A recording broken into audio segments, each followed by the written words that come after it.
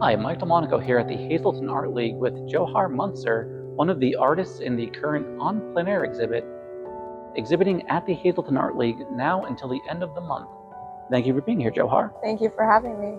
So, for those who don't know, can you go into a little bit of what Plein Air is? Well, en plein air, it's French for in the open air, so outdoors.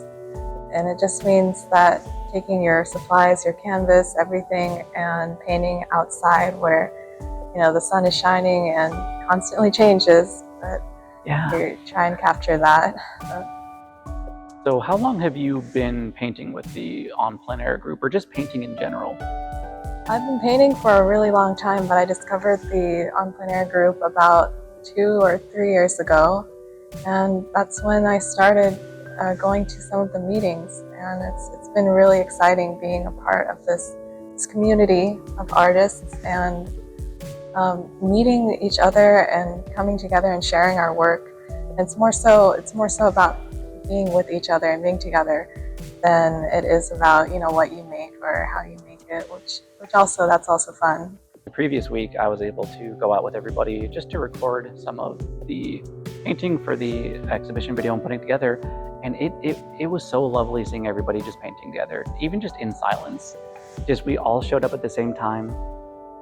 You exchange your pleasantries, you just talk, you hang out, you set up, and then you just paint with each other, and it felt so lovely. It is, and I think it's so nice, just like you said, being even though it's silent, you're doing something together and it's peaceful, and you come together in the end and you see what we've all done over this silent 2 hours of being in the open air.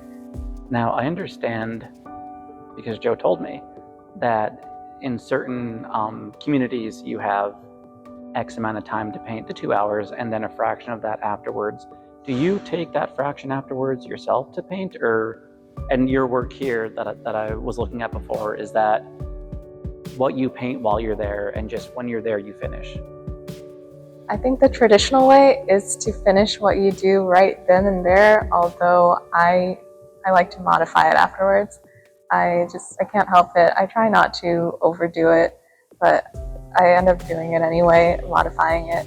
And I think it is a crucial step, admittedly, in what I do. Now, when you say modify, how do you modify? If you don't want to go into it, you don't have to, but now I'm curious. Yeah, it depends on the piece. It depends on what occurred and what I might have had some issues with, especially lighting changing, and some coloring changes here and there, because sometimes the glare is in. Okay, yeah. Yeah, and when you're indoors, you see it a different way. And at the same time, there is something unique, though, about being outside and the lighting being there. So you do want to keep that intact. Now, the piece, I'm just going to turn over this way quick. The moon right there. Did you guys actually go out at night once and paint? Well, we didn't go that one time. That's from my backyard, actually, but it's not the water. The water I added from my imagination. I was going to say, that's a hell of a backyard. If it was purely plein air, then I wouldn't have the water there. It would be like trees, but it was partially, and that's where the modification part comes in. Sometimes it's your imagination adding some details. For those curious, if you want to see the piece, when I finish the exhibit video, you will see the piece we are talking about, as well as the surrounding gallery, so be on the lookout for that. I'm just trying to plug that right now. Now, all of your pieces here are oil, correct? Yeah. Do you only paint with oil, or do you paint with other mediums as well? Mostly with oil. Sometimes with acrylics, the slow drying acrylics, because I like when it gives you some time to work with it. Yeah. Yeah. So there's Golden makes these slow drying acrylics. I use those sometimes, especially because they're easier to use when you're outdoors. You don't need to bring the whole terpenoid or turpentine. There's something about oil paintings with the blending, the way it evokes something from a time before.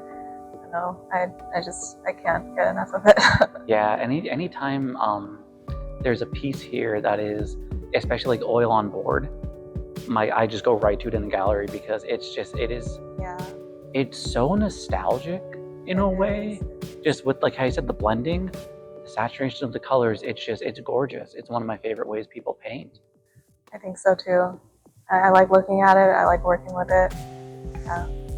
Now, going from plein air, is there anything you're going to experiment with painting in the future from this? That's an interesting idea. The main thing that I'm working on is working big, working larger. I think that's Ooh, exciting to me. that's very exciting. So I'm going to be creating some bigger pieces from now on, and we'll see how that turns out. Just like out of personal curiosity, like how big do you want to go with these? I want to go, ideally, the like 3 feet, 4 feet. Yes. Yes. That's where I want to go. Even bigger if I can manage it. Oh my God, I wish you luck and I hope you do.